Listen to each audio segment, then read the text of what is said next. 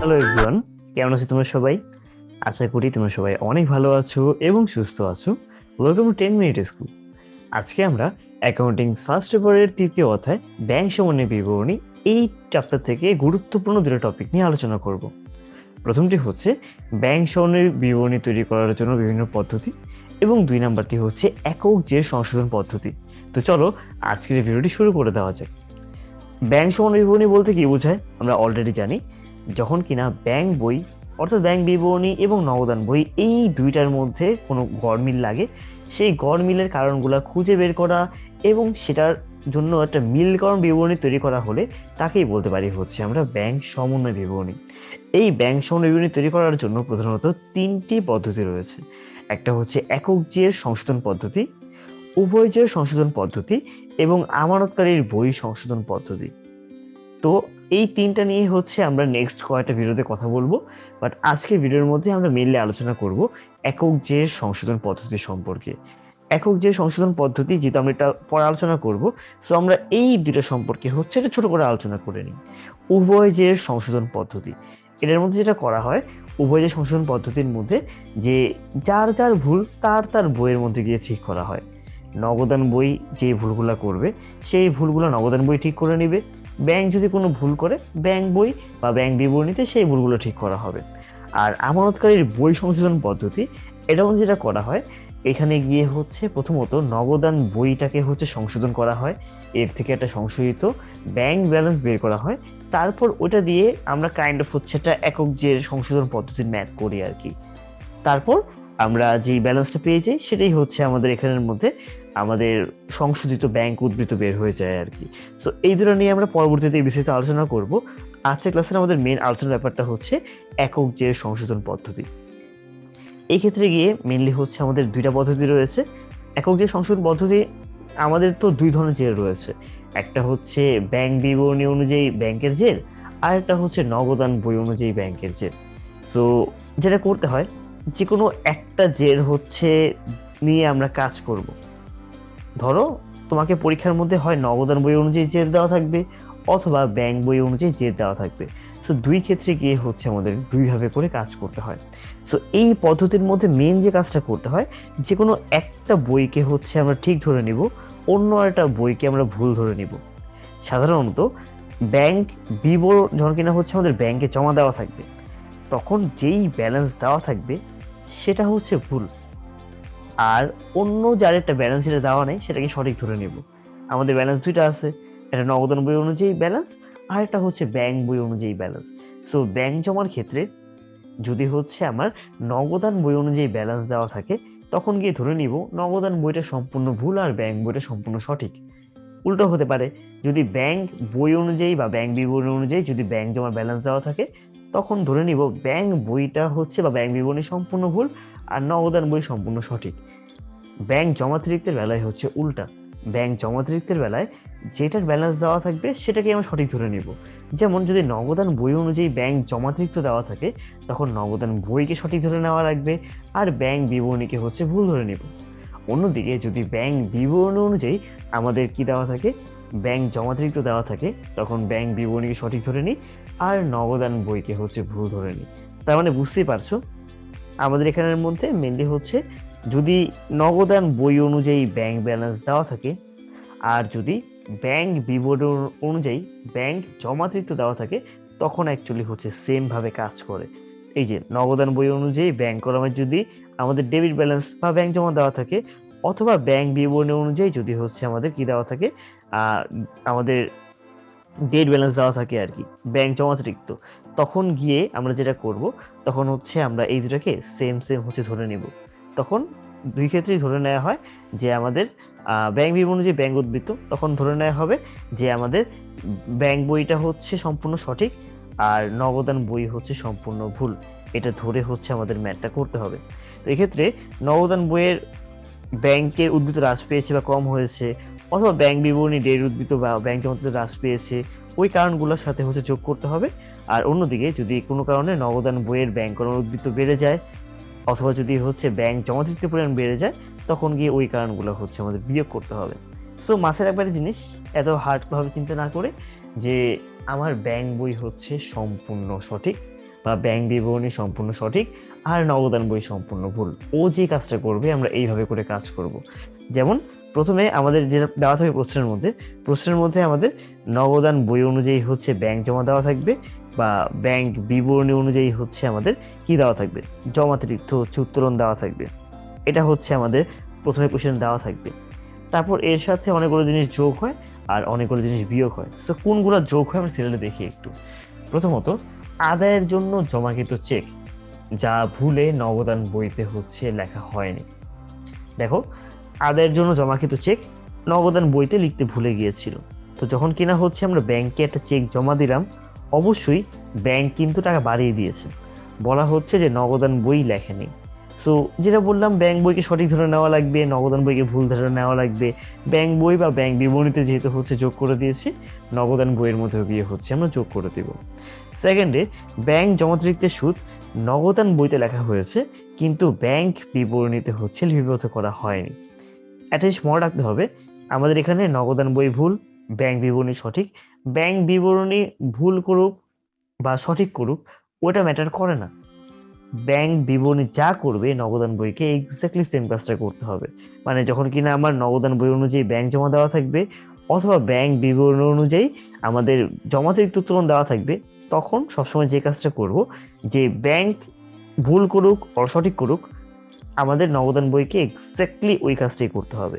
যেহেতু ব্যাংক জমাতিরিক্তের সুদ নগদান বইতে লেখা হয়েছে, নগদান বই থেকে মাইনাস করে দেওয়া হয়েছিল, কিন্তু ব্যাংক বিবরণীতে লেখা হয়নি। মানে ব্যাংক কিন্তু হচ্ছে কি করে নেই, মাইনাস করে নেই। ব্যাংক মাইনাস করে নেই, নগদান বই মাইনাস করতে পারবে না, নগদান বই উল্টো তখন যোগ করে দিবে। এই সিম্পল লজিকটা মাথায় রাখতে পারলে আসলে ব্যাংক বিবরণী করা একক চেকের জন্য খুবই ইজি। 3 নাম্বারটা, তৃতীয় পক্ষ কর্তৃক সরাসরি ব্যাংকে জমা করেছে, নগদান বইতে লিপিবদ্ধ করেনি। তুমি যেটা কোয়েশ্চেন করবা, ব্যাংক বিবরণী যদি কোনো কাজ করে, ও কি বৃদ্ধি করেছে না হ্রাস করেছে? ও বৃদ্ধি করলে নগদান বই বৃদ্ধি করে দিবে, যদি ব্যাংক বই হ্রাস করে তখন নগদান বই হ্রাস করে দিবে। আর যদি এমন কোনো ঘটনা ঘটে যেটা হচ্ছে ব্যাংক বই করে নাই বাট নগদান বই করে ফেলেছে, তখন নগদান বই উল্টা কাজ করে দিবে। যেমন 3 নাম্বারের মধ্যে গিয়ে ব্যাংক কি করেছে, ব্যাংকের মধ্যে টাকা বেড়ে গিয়েছে কিন্তু নগদান বইতে টাকা বাড়ে নাই, সো নগদান বইকে টাকা বাড়িয়ে দেওয়া লাগবে। আবার 4 নাম্বারটা, চেক ইস্যু করা হয়েছে কিন্তু ভাঙানোর জন্য ব্যাংকে উপস্থাপন করা হয়নি। ওই যে সেকেন্ড যে পয়েন্টটা বললাম, যদি এমন কোনো ঘটনা ঘটে যেটা ব্যাংক হচ্ছে করে নাই বাট নগদান বই করে ফেলছে, তখন নগদান বই উল্টা কাজ করবে। যেমন এখানে বলা হচ্ছে যে চেক ইস্যু করা হয়েছে।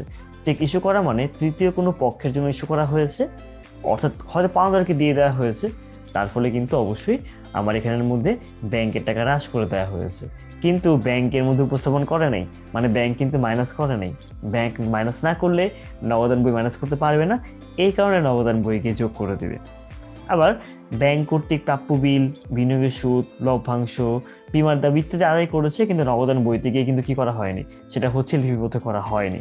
যেহেতু নগদান বই হচ্ছে লিপিবদ্ধ করে নাই কিন্তু ব্যাংক বই হচ্ছে লিপিবদ্ধ করেছে, এগুলো সবগুলো আয় ছিল বা ব্যাংকের অর্থ বৃদ্ধি পেয়েছে কোনো না কোনো কারণে গিয়ে, নগদান বই যদি যোগ করে নেই, নগদান বই এবার যোগ করে দিবে। সো যোগের মধ্যে কিন্তু অনেকগুলো আইটেম আছে। যেমন যদি হচ্ছে আমরা দেখি 6 নাম্বারটা, ব্যাংক কর্তৃক কি করেছে, ব্যাংক জমাকৃত অর্থের উপর সুদ মঞ্জুর করেছে, ব্যাংকের অর্থ ব্যাংক বাড়িয়ে দিয়েছে, নগদান বইতে লেখা হয়নি, নগদান বই যোগ করে বাড়িয়ে দিবে। ব্যাংক ভুলবশত অর্থ হিসাবের ব্যাংক বিবরণীর পরিবর্তে অন্য হিসাবে ক্রিয়েট করেছে। সো ব্যাংক যখন ক্রিয়েট করে, ব্যাংকে ক্রিয়েট করা মানে হচ্ছে ব্যাংক টাকা ভুল করে বাড়িয়ে দিয়েছে, হয়তো অন্য কোনো হিসাবের টাকা ছিল আর কি, অন্য কোনো হিসাবের টাকা ব্যাংক ভুল করে বাড়িয়ে দিয়েছে। এখন যেহেতু নগদান বই ব্যাংক বইকে ফলো করছে, যদি এটা ভুল, স্টিল নগদান বইয়ের মধ্যে আবার কি করে দেওয়া হবে, যোগ করে দেওয়া হবে। নগদান বইতে বেশি খরচ ক্রিয়েট করেছে অথবা ভুলবশত খরচ ক্রিয়েট করেছে আর কি। অনেক সময় এমন হয় যে আমার খরচ করা হয়েছে 20 টাকা কিন্তু ভুল করে 30 টাকা খরচ দেখিয়ে দেওয়া হয়েছে, বেশি বিয়োগ করে দেওয়া হয়েছিল। সো এই ভুল ঠিক করার জন্য নগদান বইতে যোগ করে দেওয়া লাগবে। নগদান বইতে কোনো দফা 2বার ক্রিয়েট করেছে, এই যে বেশি ক্রিয়েট করেছে বা 2বার ক্রিয়েট করেছে, বেশি হচ্ছে বাদ দিয়ে দেওয়া হয়েছিল, সো ওই ভুল পরিমাণ টাকাটা যোগ করে দেওয়া লাগবে।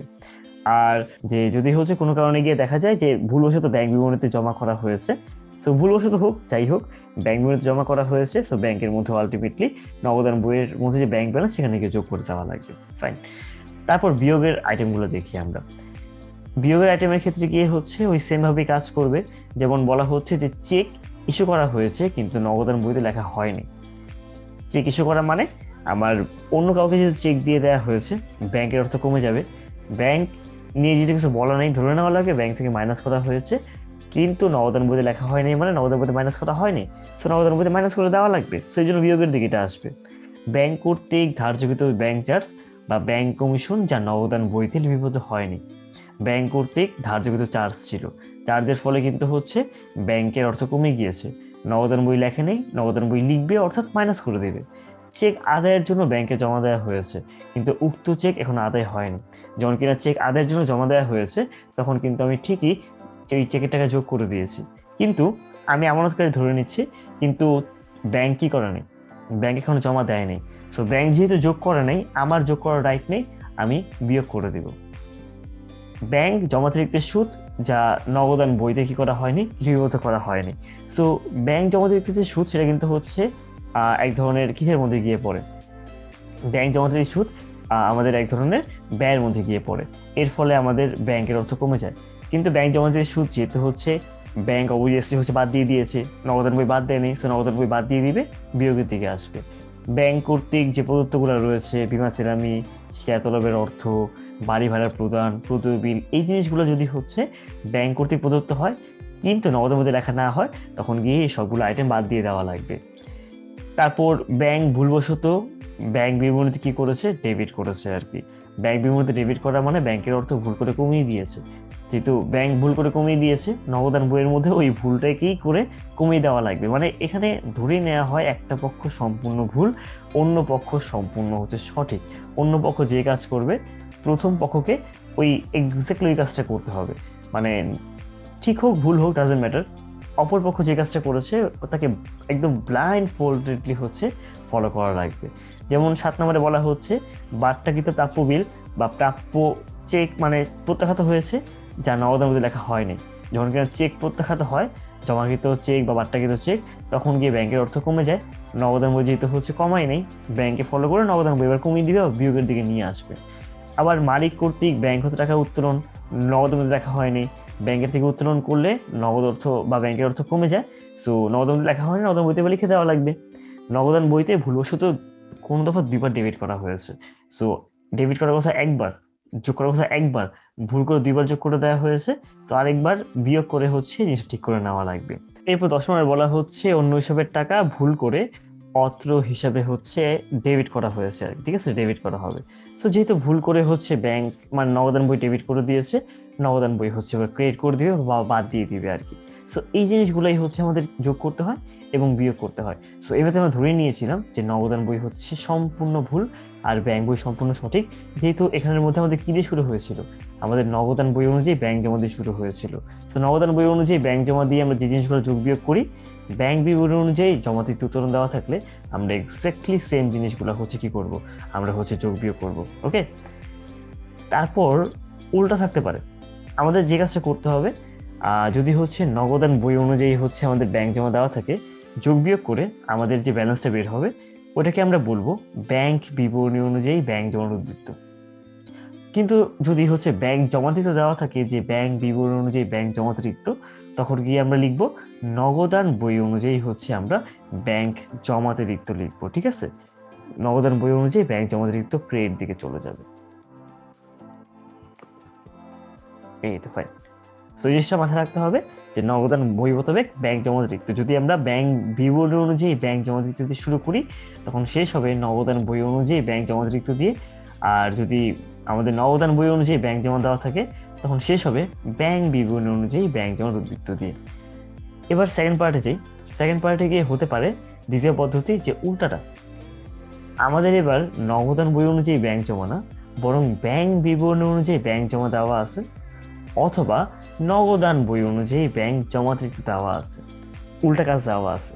তখন গিয়ে আমাদের উল্টা কাজ করতে হবে, অর্থাৎ একটু আগে যে জিনিসগুলো যোগ করলাম এক্স্যাক্টলি ওই জিনিসগুলো এখানে বিয়োগ করতে হবে, আর এখানে যে বিয়োগ করা হয়েছে সেগুলো হচ্ছে এখানে যোগ করতে হবে।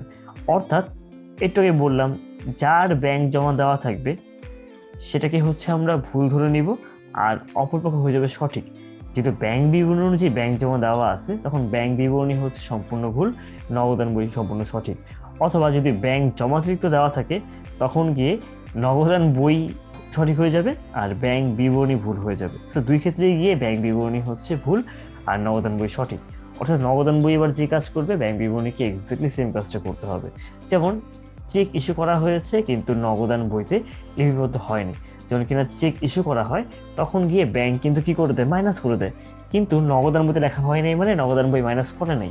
নগদান বই মাইনাস যেহেতু করে নাই, এবার যেহেতু ব্যাংক ভুল নগদান বই সঠিক, ব্যাংকও কিন্তু মাইনাস করতে পারবে না। এ কারণে গিয়ে ব্যাংকের মধ্যে যোগ করে দেওয়া লাগবে। একটু আগে কিন্তু এই জিনিসটা হচ্ছে কি হয়েছিল, এই জিনিসটা হচ্ছে তোমার বিয়োগের দিকে আসছিল, দেখছো? চেক ইস্যু করা হয়েছে কিন্তু নগদের মধ্যে লিপিবদ্ধ করা হয়নি, এটা বিয়োগ করা হয়েছিল, কিন্তু এবার কিন্তু এটা যোগ করে দেওয়া হয়েছে। অর্থাৎ একটু আগে যে জিনিসগুলো বিয়োগ করে দিয়ে আসছি ঠিক সেম জিনিসগুলো এখানে যোগ হবে। আবার আমরা যে জিনিসগুলো যোগ করেছিলাম ঠিক সেম জিনিসগুলোই হচ্ছে এখানে বিয়োগের দিকে চলে আসবে। সো একটা ভালো মতো শিখতে পারলেই অপর পার্টটা জাস্ট উল্টিয়ে দিলেই কিন্তু আমাদের একক দিয়ে সংশোধন পদ্ধতির ম্যাথটা হয়ে যাচ্ছে। তো যদি সামারি করি আমরা একটা, এক্ষেত্রে গিয়ে আমরা একটা পক্ষকে সঠিক ধরে নিব আর একটা পক্ষকে হচ্ছে আমরা ভুল ধরে নিব। যদি নগদান বই অনুযায়ী ব্যাংক জমা দেওয়া থাকে অথবা যদি ব্যাংক বিবরণী অনুযায়ী যদি হচ্ছে ব্যাংক জমাতিরিক্ত দেওয়া থাকে, তখন গিয়ে ধরে নেওয়া হয় নগদান বই ভুল আর ব্যাংক বই সঠিক। আর উল্টা ক্ষেত্রে ধরে নেওয়া হয় ব্যাংক বই ভুল নগদান বই সঠিক। এইভাবে করে যদি হচ্ছে আমরা কাজটা করতে পারি, তখন গিয়ে দেখা যায় যে আমাদের ব্যাংক সমন্বয় বিবরণীর ক্ষেত্রে যে যে সংশোধন পদ্ধতি রয়েছে, এই ম্যাথটা করার কোনো ব্যাপারই না, খুব ইজিলি হচ্ছে ম্যাথটা করা যায়।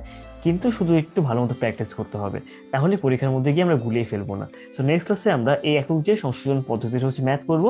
সো নেক্সট ক্লাসটা আমাদেরকে অবশ্যই অবশ্যই খুবই মনোযোগ দিয়ে দেখতে হবে। তাহলে আজকের জন্য এতটুকুই, দেখা হচ্ছে পরবর্তী ভিডিওগুলোতে। ধন্যবাদ সবাইকে।